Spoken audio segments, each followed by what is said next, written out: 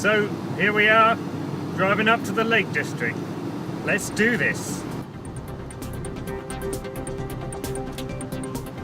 My mate Ed, who's driving me up, and we're on our way.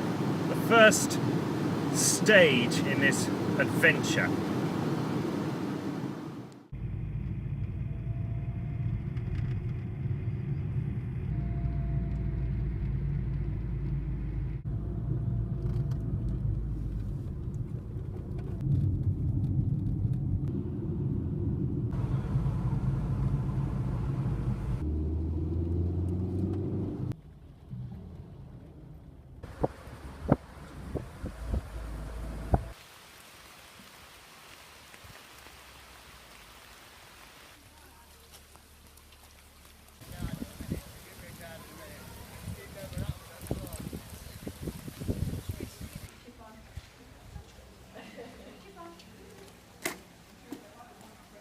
So, registered, ready.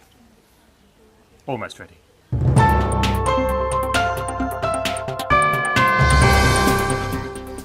Here we are in Ambleside, the beginning of the race. And you see that hill over there with that path going up? Yeah. Earlier that day I had plotted the 110-kilometre course on a map of the Lake District. There were 9 legs to the race, between 10 and 15 kilometres each, and each a good day's hike in itself.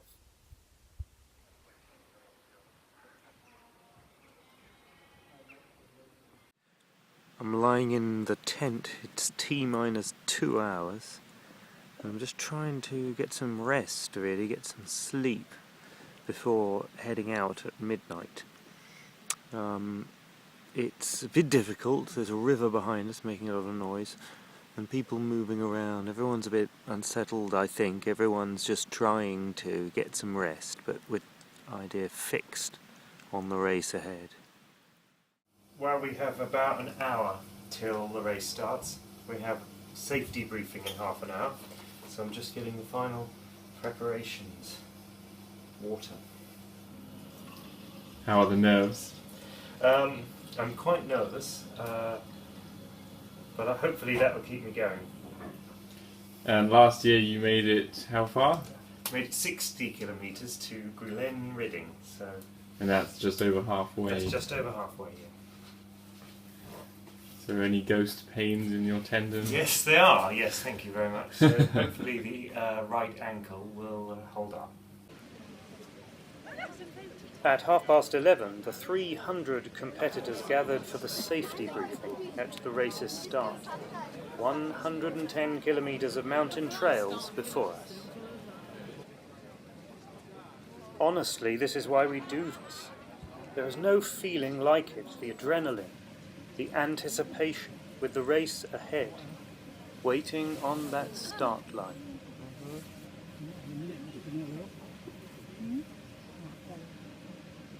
Okay everyone, we want a bit of a countdown.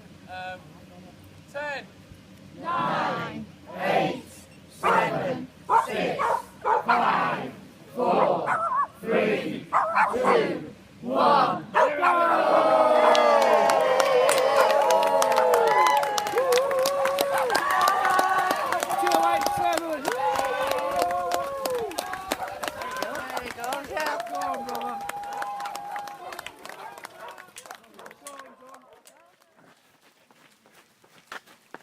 We're just coming in to the first checkpoint.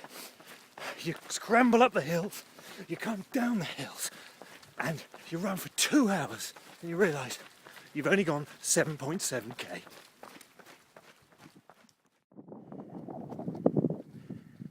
Well done, folks, good effort. Downhill now to Haweswater.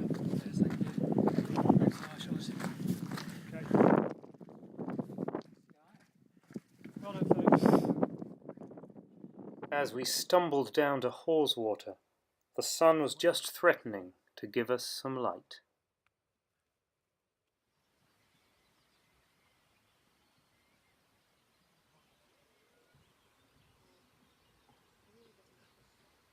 Go Bruno! Good job. Checkpoint number 3. That's right. 35k. Oh!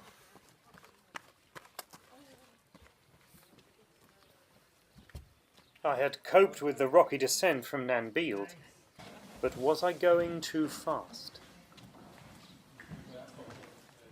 So far so good. So far so good.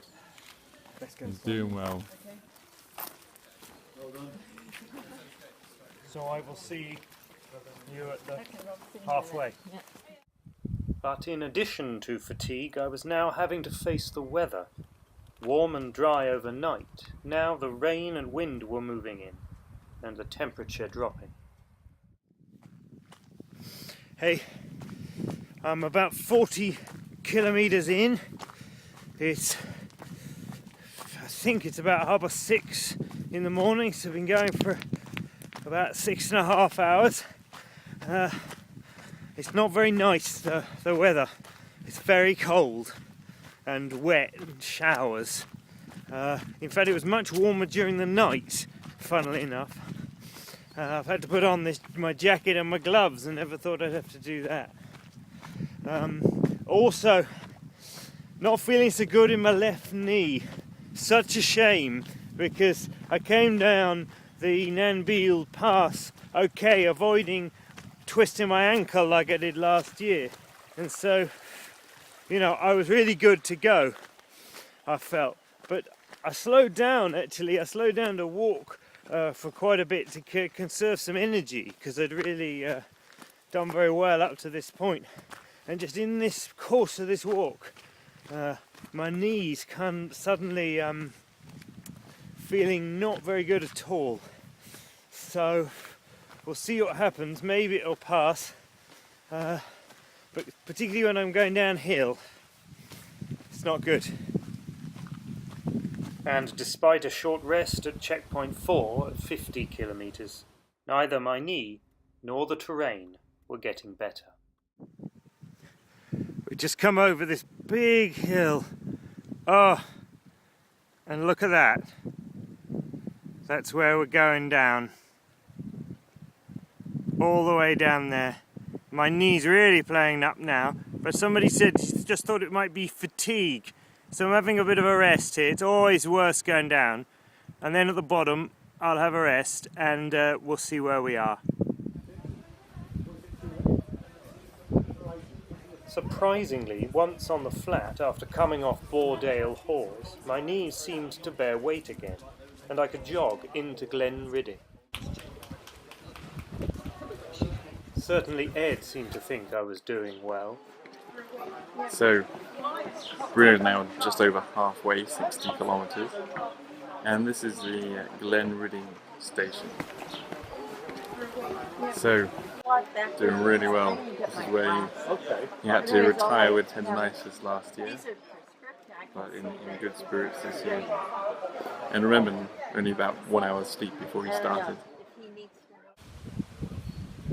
Feeling better, and now helped by a supportive knee bandage, I pushed on. No worries. It's this way. It is, yeah. There's a flag just for the... Lovely. Yes, Oh yeah. Yeah.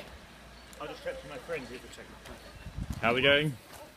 Well, it wasn't going as well as I thought. It was getting colder, and the wind and rain were heading in. Looks like the rain's moving in above me. The sun's still down in the valley.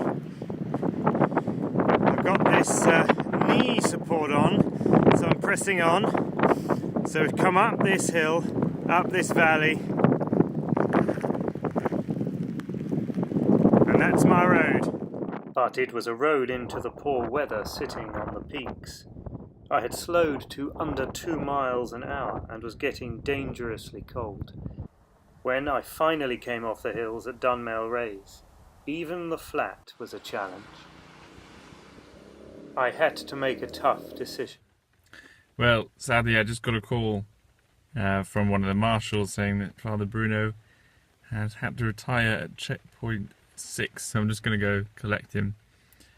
I hope he's alright, because we've done pretty well. That's 70 kilometers, 10 kilometers more than last year, and it's a long 10 kilometers. I think he was walking between checkpoint 5, where we saw him earlier, and checkpoint 6, and it's right up and down. So good effort, not quite. Let's go and see how he's doing.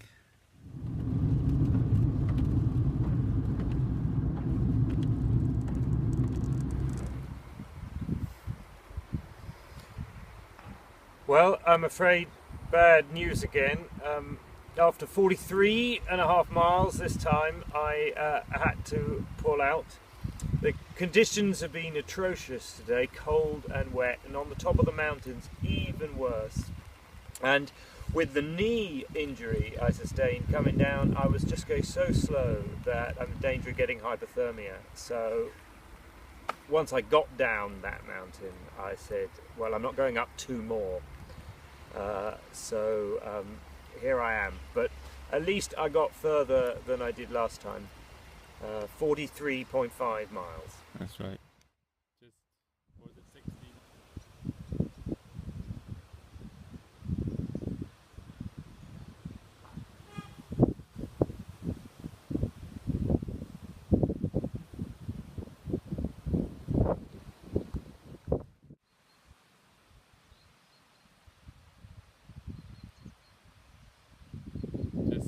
What was it, 60 miles was the total? 67. 15k short. Yeah. No. 110. 35 short. Yeah. 35k short. Not bad. It's a lot. 12 and a half hours on the road. Well, off the road. That's right. 12.5 hours. Yeah, and all this. So, let's go.